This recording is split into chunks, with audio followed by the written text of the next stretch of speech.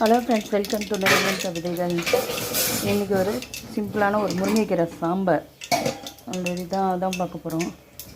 இப்போ இதில் வந்து எண்ணெய் ஊற்றிருக்கேன், கடுகு போட்டிருக்கேன், இல்லை வெங்காயம் தக்காளி போடுறேன்.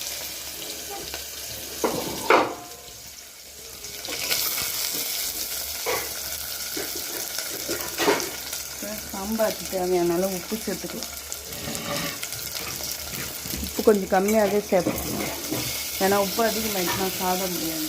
நேற்று பொங்கலில் அப்படி தான் உப்பு போட்டு வச்சுட்டேன் நான். நேற்று பொங்கல் கொஞ்சம் உப்பு அதிகமாகிடுச்சு, அவ்வளோ நெய் வச்சு செஞ்சும் வேஸ்ட்டாக போயிடுச்சு. பொங்கல் யாரும் சாப்பிட முடியாமல் ஆயிடுச்சு. இப்போ வெங்காயம் தக்காளி நல்லா வதக்கிக்கணும்.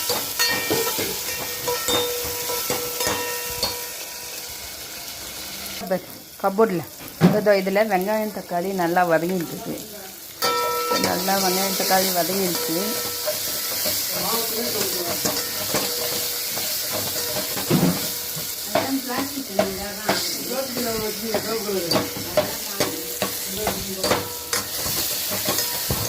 இப்போ நம்ம வெங்காயம் தக்காளி வதங்கிடுச்சு. இப்போ ஆல்ரெடி வேக வச்சு கடைஞ்சி வச்சிருக்கு பருப்பு இதில் ஊற்றிக்கலாம்.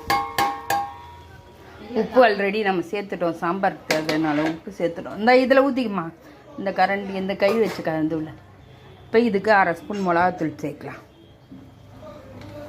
சாம்பார் கொதிச்சதும் முருங்கைக்கீரை சேர்த்து இறக்கிட்டோம்னா சூப்பரான முருங்கைக்கீரை சாம்பார் ரெடி ஆகிடும்.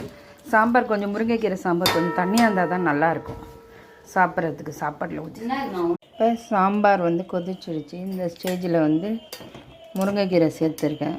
இங்கே பாருங்கள், சூப்பரான நம்ம முருங்கைக்கீரை சாம்பார் ரெடி ஆகிடுச்சு. இங்கே பாருங்கள், நம்ம ஊற்றுற தண்ணியே வந்து அந்த சாம்பார் கொதிக்க திக்காக வந்துட்டு சூப்பரான நம்ம முருங்கைக்கீரை சாம்பார் டேஸ்ட்டாக ரெடி ஆகிடுச்சு.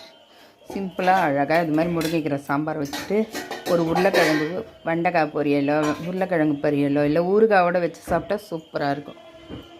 செம்ம டேஸ்டான முருங்கைக்கீரை சாம்பார், செம்ம வாசனையாக இருக்குங்க, அரோமாவாக இருக்குது.